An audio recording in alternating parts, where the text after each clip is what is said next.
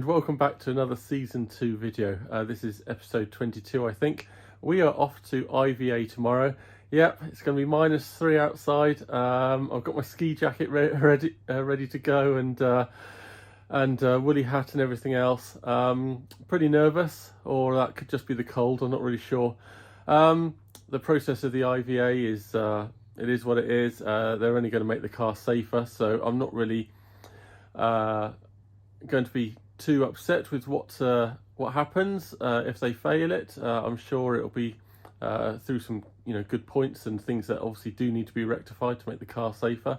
But of course we are hoping for a pass. So let's just see what we're up to. So we are able to drive to the IVA without registration plates, etc. As long as we have a booking and that can be checked by the police if we get stopped, etc. We are good to go. So we're just going to just hunker down really on the motorway and just try and get there in as few sort of roads with as little kind of driving and gear changes, etc. As possible. It'll be much better on the motorways, less bumps and potholes to navigate, and obviously it'll be a quicker journey. That is probably the main thing that I am nervous about, especially with the introduction of smart motorways. If we were to break down for some sort of reason, how quickly do they kind of shut off those lanes before, I don't know, someone plows into you. So, yeah, I'm going to see how it goes. Obviously I haven't really tested the car apart from just a few hundred yards up and down the road. So we're going to see how it goes on the drive to the motorway junction. And if everything's good, we'll jump on. Otherwise I'll do back roads the whole way. So I've put some extra fuel in there in the fuel tank so that I can definitely get to the first filling station, because we need to fill it totally up so they can check the weights, etc. with a full tank of fuel. I have got a box of tools ready to go because they do let you do some small remedial works, such as adding a zip tie somewhere. They'll let you readjust your headlights if the aim isn't quite right, but that's almost as far as it goes. They test the car on what's presented to them, and they're not going to start letting you take wheels off and adjust brakes and things. So we'll just have to see what happens there. So I've got my box of bits there. I've got some paperwork just so I can show what fuel lines I have to make sure they're happy with the standard of the fuel lines, and the vacuum line for the brakes. That has been asked of me before. I've got a fire extinguisher in there just in case something happens. But it's going to be -3 tomorrow, so I am going to be slightly chilly. So we're going to get well wrapped up.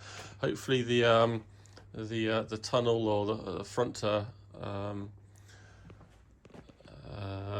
the bulkhead there will start to warm up and give me a little bit of heat, but it's pretty unlikely with all the wind chill and everything else. So I'm ready to go. I've been up and down the road. I've got up to 20 miles an hour. I've checked with GPS, and I also had my wife do about 20 miles an hour, which is pretty tricky to keep a distance, but the speedo was registering 20, if not slightly over. When she shouted 20, it looked like I was showing about 21, which is fine, because that means that I'm definitely going to be underneath the speed. You definitely cannot be over. If your speedo is showing 20 and you're actually doing 25 on the rollers in the IVA centre, that's going to be a fail. But if I'm if they set the speed to 20 on the rollers and I'm doing 19 or 18, then that's okay to be a smidge under. So yeah, kind of looking forward to the actual process when I get there. They're good guys. They make me a cup of tea or something. But it's just I guess it's just getting there. Of course, I could have trailered the car. That's extra expense. I have always driven in the past, so I didn't see any reason not to drive this time. So that's it. I'm not going to film at 4:30, 5 o'clock in the morning. I may take a quick shot of the outside of the IVA centre and then it's all me for the next 4.5 to 5 hours. So I'll see you on the other side. We made it to the test centre. Yeah, it's -3 out here this morning. It's about 6:30. I've got half an hour until the centre opens. Car behaved brilliantly. I guess it's 20 odd miles, 25 miles here, and it's faultless. Maybe I could adjust the washer jets just to hit the windscreen a little bit better, but apart from that, brilliant.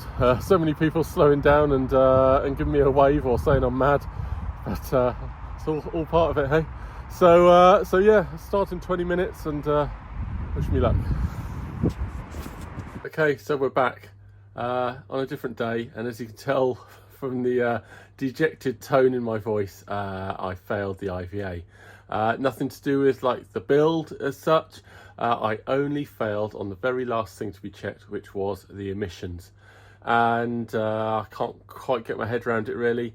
I'd used loads of exhaust paste because I had failed previously on emissions, and I doubled down on all the tightening of everything, and I just couldn't believe it. And it was an extremely cold day, -3, -2 at the time, but I'm pretty sure we got the cats hot enough and everything, but just failed on the CO2. So the consensus is there must be some kind of pinprick hole letting in too much air, so I need to double check everything and all the gaskets and everything else.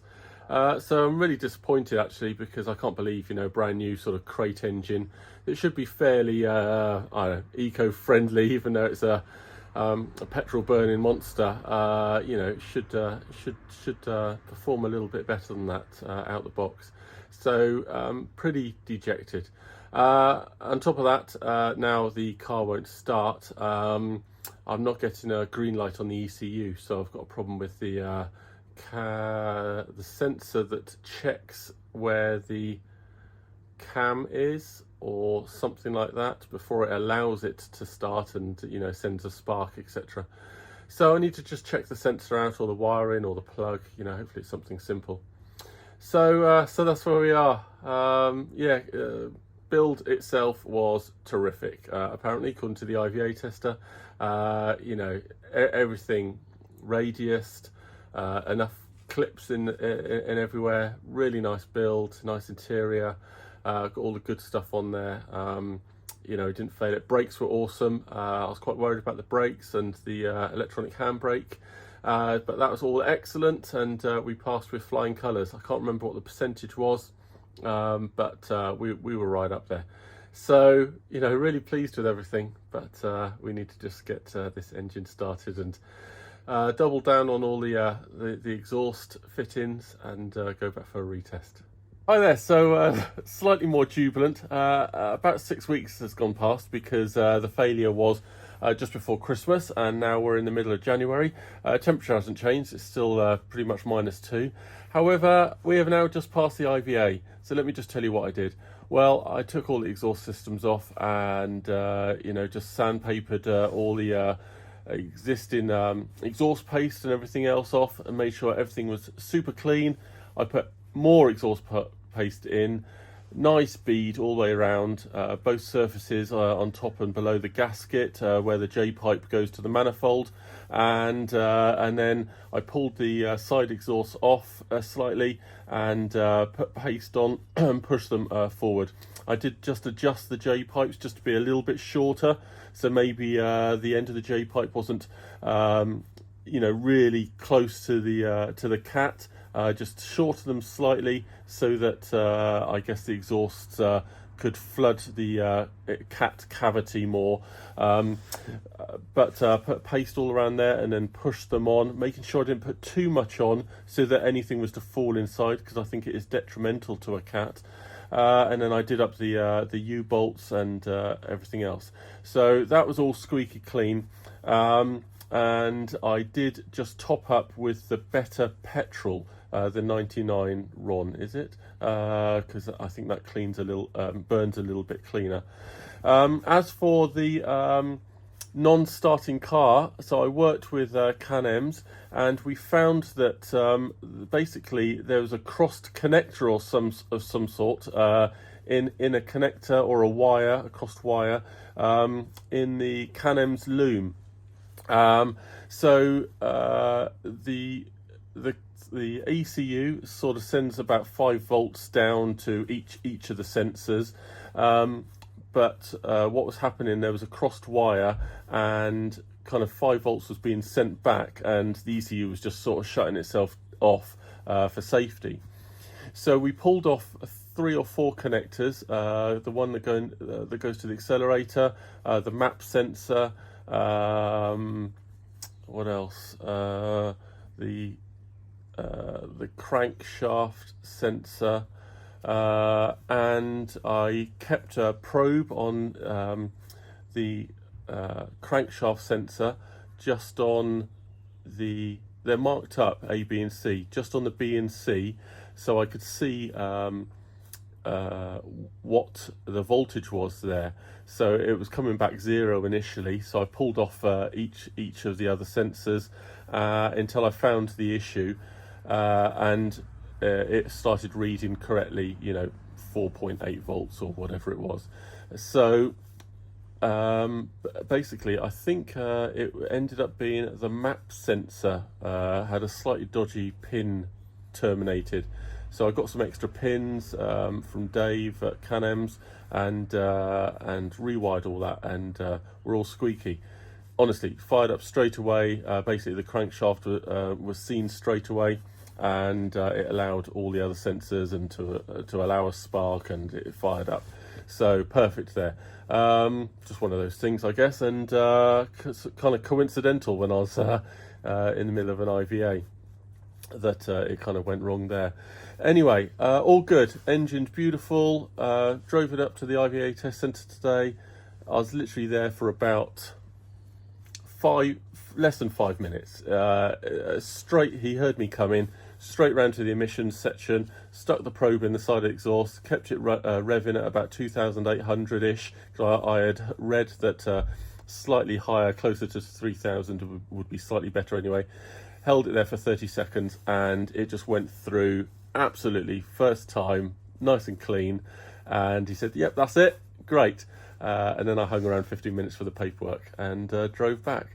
So really made up there, and that is it. That's the end of the IVA process. Now we're going to just take off a couple of bits that we use to get through the IVA, such as the slightly ugly wing mirrors, and of course some indicator lenses that had the bottom half painted, just so we had the correct height, etc. So we're just going to take a few of those basic bits off, but a lot of the IVA things I do recommend keeping, so nice and safe and all that. But anyway, that's the end of it now for this video. Catch me on the next video for, I guess, the completed car, the correct seats in. We might review hooking up the heated seats, although I'm not that happy about the wiring in that, so I might have to palm that off onto someone else. We'll see. And yeah, thanks for bearing with me. I'll see you again.